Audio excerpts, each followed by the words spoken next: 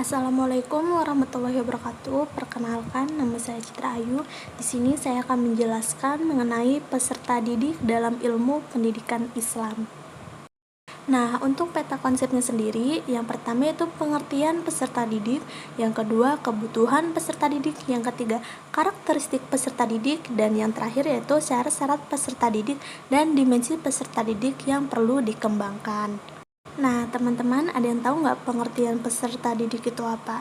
Jadi, peserta didik merupakan anak didik yang mendapat pengajaran ilmu atau individu yang mengalami perubahan dan perkembangan sehingga masih sangat memerlukan bimbingan dan arahan dalam membentuk kepribadian serta sebagai bagian dari susunan proses berlangsungnya pendidikan. Nah, sedangkan menurut teori barat, peserta didik dalam pendidikan Islam adalah individu yang sedang tumbuh dan berkembang, baik secara fisik, psikologis, sosial, dan religius dalam mengarungi kehidupan di dunia dan di akhirat kelak. Jadi, definisi tersebut memberikan arti bahwa peserta didik merupakan individu yang belum dewasa yang karenanya memerlukan orang lain untuk menjadikan dirinya dewasa. Nah, kemudian kebutuhan peserta didik. Apa aja sih kebutuhan peserta didik? Yang pertama yaitu kebutuhan fisik. Jadi, peserta didik itu memiliki 3 periode perkembangan. Nah, yang pertama perkembangan peserta didik pada usia 0-7 tahun. Pada masa ini tuh peserta didik biasanya mengalami masa kekanak-kanakan yang mana isinya tuh ya bermain gitu, bernyanyi. Jadi, ketika teman-teman menjadi seorang ibu, maka pendidikan karakter yang ditanamkan kepada peserta didik atau kepada anak-anak teman-teman nanti yaitu sangat berpengaruh di periode yang pertama ini. Yang kedua yaitu periode pada usia 7-14 tahun. Pada usia ini biasanya peserta didik tengah mengalami masa sekolah yang didukung dengan peralihan pendidikan formal. Nah, biasanya juga ya teman-teman, di usia ini tuh sangat tepat jika teman-teman nanti atau mungkin kalau misalnya punya anak pengen menjadi seorang penghafal Al-Quran gitu. Periode ini tuh sangat tepat gitu. Karena biasanya di periode yang kedua ini mereka sedang mengalami pertumbuhan yang sangat pesat gitu ya, baik pertumbuhan dari otaknya maupun pertumbuhan dari fisiknya gitu. Nah, periode yang terakhir yaitu periode pada usia 14-21 tahun. Pada masa ini peserta didik mulai mengalami masa pubertas yang akan membawa kepada kedewasaan. Dan biasanya ya periode ini itu periode di mana peserta didik itu sedang mencari jati diri dia yang sesungguhnya gitu. Biasanya periode ini juga sedang mencari sebenarnya basic kita atau kemampuan peserta didik itu apa sih. Nah, gitu. Dan biasanya juga peserta didik itu mengalami kayak pasang surut emosi gitu di periode yang ketiga ini. Kebutuhan yang selanjutnya yaitu kebutuhan sosial. Kebutuhan sosial adalah digunakan untuk memberikan pengakuan pada seorang peserta didik yang pada hakikatnya adalah seorang individu yang ingin diterima eksistensi atau keberadaannya dalam lingkungan masyarakat sesuai dengan keberadaan dirinya itu sendiri. Jadi yang dimaksud kebutuhan sosial itu adalah kebutuhan yang dimana peserta didik itu ingin diakui gitu keberadaannya oleh lingkungan atau masyarakat sesuai dengan keberadaannya dia itu sendiri gitu. Nah, berhubungan juga dengan kebutuhan yang selanjutnya yaitu kebutuhan untuk mendapatkan status. Jadi kebutuhan untuk mendapatkan status itu adalah kebutuhan di mana seorang peserta didik itu ingin mendapatkan tempat dalam suatu lingkungan gitu. Hal ini itu sangat dibutuhkan oleh peserta didik terutama pada masa pubertas dengan tujuan untuk menumbuhkan sikap kemandirian, identitas, serta menumbuhkan rasa kebanggaan diri dalam lingkungan masyarakat. Seperti yang sudah saya jelaskan tadi ya, bahwa pada periode yang ketiga itu kan sedang mengalami pubertas di mana seorang peserta didik itu sedang mencari jati diri dia sendiri gitu. Di sini pada kebutuhan ini itu sangat mendukung bahwa peserta didik itu ingin mendapatkan tempat dalam suatu lingkungan gitu, ingin menonjol dalam suatu lingkungan.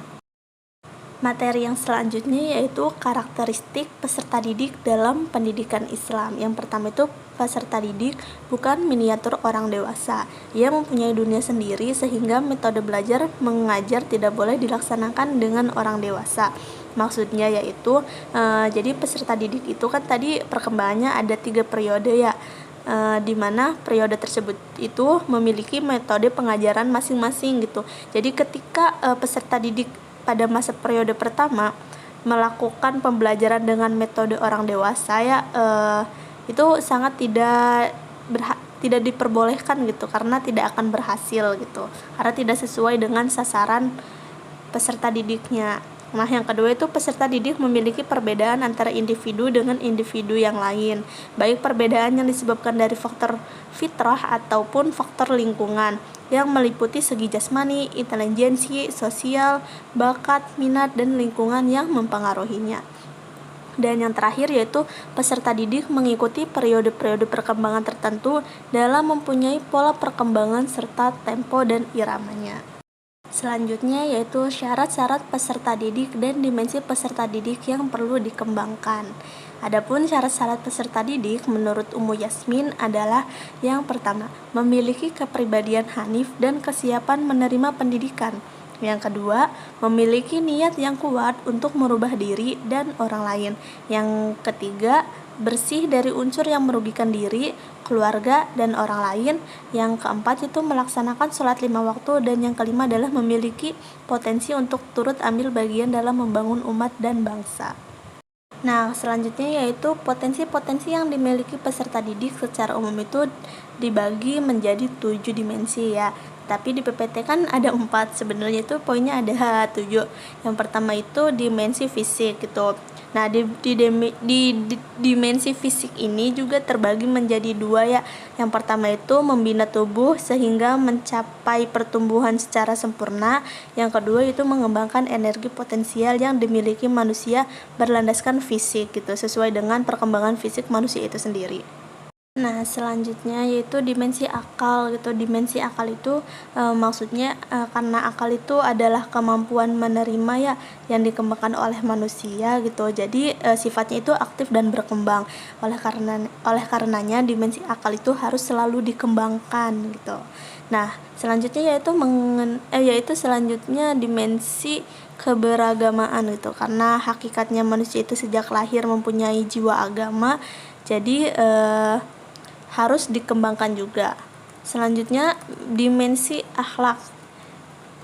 Dimensi akhlak ini harus dikembangkan karena sesuai dengan tujuan dari pendidikan Islam sendiri. Pendidikan Islam itu kan bertujuan untuk membina akhlak ya, untuk membuat atau menciptakan karakter muslim yang akhlaknya itu baik gitu. Jadi harus dikembangkan dimensi akhlak itu sendiri. Dan selanjutnya itu dimensi rohani atau kejiwaan. Dimensi ini sangat penting dan memiliki pengaruh yang besar dalam mengendalikan keadaan manusia agar dapat hidup sehat, tentram, dan bahagia. Jadi dimensi ini juga harus dikembangkan gitu. Yang kelima itu dimensi seni atau keindahan itu. Dimensi ini juga sebenarnya tidak boleh diabaikan ya oleh setiap manusia, karena dimensi ini perlu ditumbuhkan agar menggerakkan batin manusia itu sendiri untuk dapat merasakan keberadaan nilai-nilai serta lebih menikmati hidup. Dan yang selanjutnya yaitu dimensi sosial. Dimensi sosial ini bersamaan dengan kita sebagai makhluk sosial gitu, agar tidak mempunyai kontradiksi antara tujuan sosial dan tujuan individu. Jadi dimensi sosial ini harus selalu dikembangkan gitu, dan sebenarnya semua dimensi ini tuh harus ditumbuh kembangkan melalui pendidikan Islam. Agar sesuai dengan tujuan pendidikan Islam itu sendiri, seperti yang sudah saya jelaskan tadi. Baiklah, terima kasih ya kepada teman-teman. Mohon maaf apabila terdapat kesalahan dalam penjelasan maupun pengucapan ya. Saya akhiri. Terima kasih. Wassalamualaikum warahmatullahi wabarakatuh.